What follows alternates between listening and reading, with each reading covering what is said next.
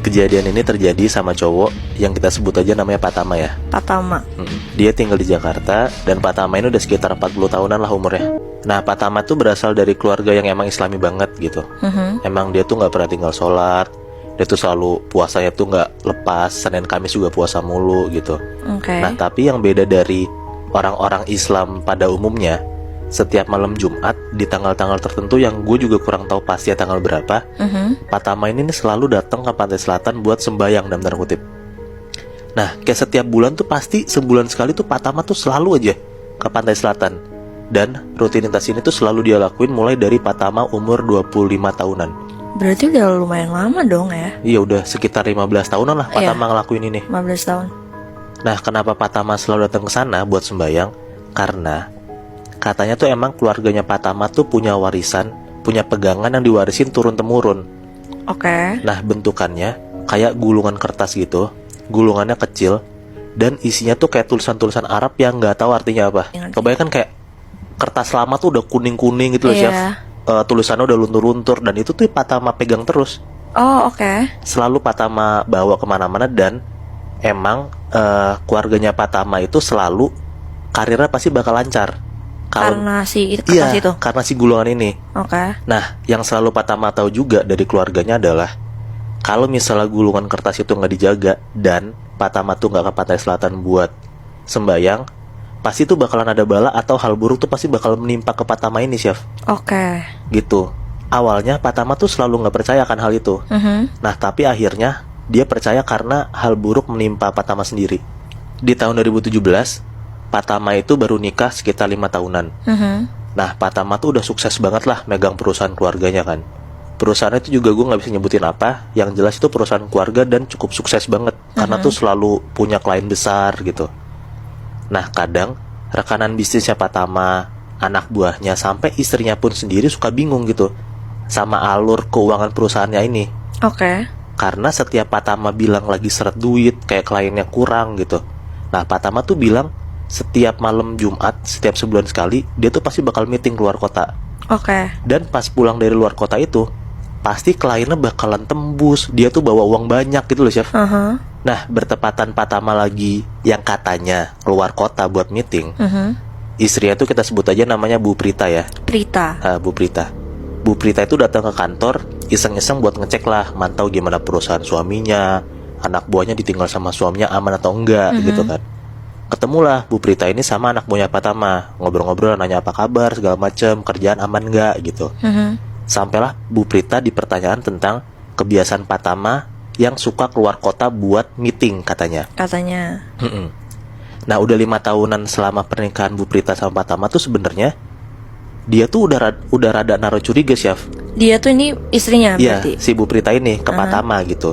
Dan anak buahnya tuh kayak nenangin gitu, kayak bilang, iya Bu, emang Patama tuh selalu meeting setiap sebulan sekali pas lagi hari Kamis gitu. Tapi alhamdulillahnya setiap Patama tuh pulang dari meeting, pasti kliennya pasti bakal goal dan Patama tuh selalu bawa uang banyak gitu. Nah, Bu Prita tuh diem aja pas si anak buahnya ngomong kayak gitu. Jadi kayak, oh ya apa emang bener gitu kan. Udahlah, Bu Prita jalan masuk ke ruangannya Patama. Pas baru banget masuk ke ruangannya Patama, Bu Prita tuh buka pintunya. Bu Prita tuh langsung nyium kayak bau wangi banget, dan bau wanginya tuh bau wangi melati. Oke. Padahal di situ tuh nggak ada sama sekali pengharum ruangan melati sama sekali, Chef. Nah, sebenarnya Bu Prita tuh rada merinding gitu kayak, kenapa tiba-tiba bau melati? Tapi Bu Prita mikir kayak, ya mungkin emang lagi nyemprot-nyemprot melati kali di ruangannya gitu. Jadi Bu Prita tuh kayak rada deny lah gitu. Nah, Bu Prita jalan lagi, duduk ke meja kerjanya Patama. Ada laci tuh di depannya kan. Bu Prita coba ngecek, buka tuh laci meja kerja Patama. Pas Bu Prita buka laci meja kerja Patama, Bu Prita itu lihat kalau misalnya di dalam lacinya Patama itu ada gulungan kertas kayak jimat gitu, dan gulungan kertasnya itu kayak udah kertas lama yang isinya tulisan Arab yang nggak bisa dibaca sama sekali sama Bu Prita. Yang lu bilang tadi berarti ya, gulungan itu ya? Iya. Nah, si Bu Prita tuh sebenarnya bingung, Chef, kayak ini barang apa gitu. Kenapa 5 tahun gue baru lihat ada barang ini di lacinya suaminya dia. Laci suaminya gitu, kayak jimat kan bentukannya kan. Cuman kayak Bu Prita ya udah aja gitu, Nanti kalau misalnya pas udah nyampe rumah, Bu Prita mau coba nanya lah ke Pak Tama. Udah tuh sorenya Bu Prita nyampe rumah, dan pas banget juga kebetulan malam itu Pak Tama pulang dari meeting. Oke.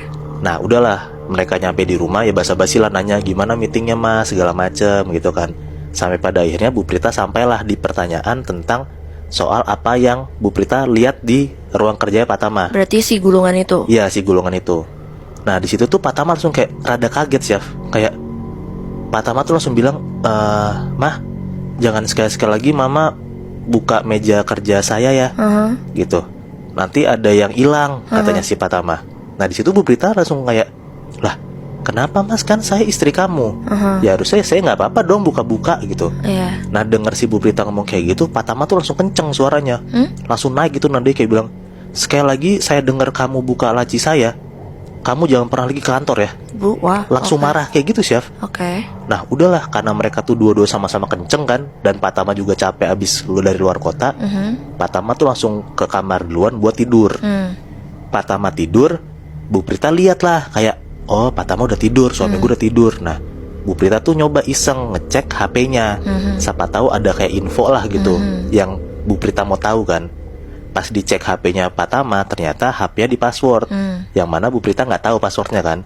Karena Bu Prita nggak bisa buka HP-nya, dia nyoba ngecek dompetnya. Siapa tahu ada sesuatu di dompetnya kan.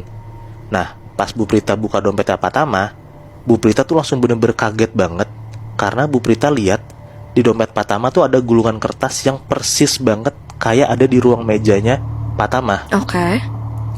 Nah di situ tuh Bu Prita tuh bener-bener langsung merinding. Dia tuh ketakutan, dan dia tuh sebenarnya penasaran juga gitu loh. Sebenarnya ini nih gulungan kertas apa gitu loh. Kenapa selama 5 tahun gue nggak tahu ada ini gitu. Nah karena Bu Prita tuh kaget banget ngelihat ada sesuatu gulungan kertas di dalam dompetnya Pak Tama, ya Bu Prita tuh langsung buru-buru nutup lah dompetnya Pak Tama, biar Pak Tama nggak tahu kalau misalnya tuh barang dia dioprak-aprik sama istrinya kan.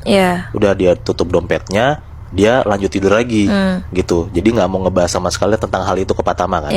Nah singkat cerita, waktu itu tuh Pak Tama mulai ada klien gede gitu chef. Kliennya gede banget, dan dia tuh sebenarnya agak kalut karena dia mikir apakah perusahaan gue sama klien gue ini bakal goal ya gitu proyekannya. Karena kan ini bener-bener jadi kayak salah satu proyek terbesar yang ada di perusahaannya Pak Tama, buat menunjang finansial perusahaannya kan. Nah di hari yang sama, bertepatan pas dia harus meeting sama kliennya, bertepatan juga sama waktunya tanggalan dia sembahyang ke Pantai Selatan. Nah karena dia harus sembahyang ke Pantai Selatan, mau nggak mau dia nggak bisa ketemu sama kliennya dong. Nah dia itu nyuruh anak buahnya buat ketemu sama kliennya.